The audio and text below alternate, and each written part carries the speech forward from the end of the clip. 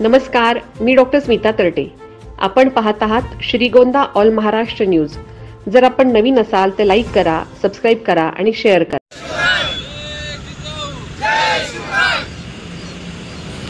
राज्याभिषेक सोहळा छत्रपती संभाजी महाराजांचा आज पुरंदर या ठिकाणी संपन्न होत आहे आणि सालाबादप्रमाणे आपण दरवर्षी शंभूप्रेमी शिवप्रेमी सर्वजण मोठ्या संख्येने या कार्यक्रमासाठी जात असतो.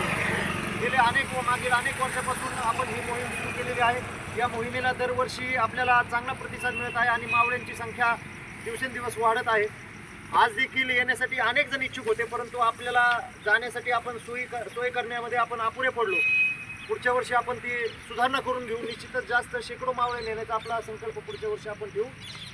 ज्या छत्रपती संभाजी महाराजांनी या स्वराज्यासाठी आपल्या महाराष्ट्र धर्मासाठी आपलं बलिदान दिलं आणि त्यांचं बलिदान हे जगभरामधील सर्वोच्च बलिदान म्हणून आज देखील नोंद आहे.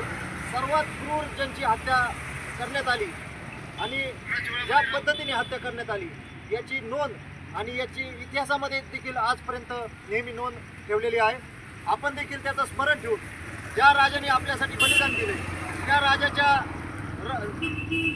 महाराष्ट्र धर्माच्या रक्षणासाठी आणि त्यांचं राहिलेलं अर्धवट कार्य हे शंभू कार्य शिवशंभू कार्य आपण पुढे नेण्यासाठी आपण देखील आज शपथ घेऊ आणि ज्या छत्रपती संभाजी महाराजांच्या विचाराने इथून पुढच्या काळामध्ये आपल्या जीवनामध्ये आपलं आचरण आपण ठेवू अशी अपेक्षा आपण व्यक्त करू.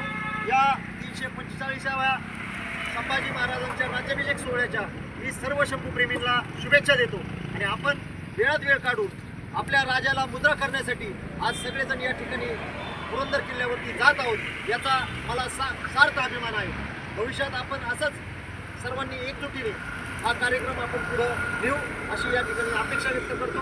आपण सर्वजण या ठिकाणी आलेले आहेत.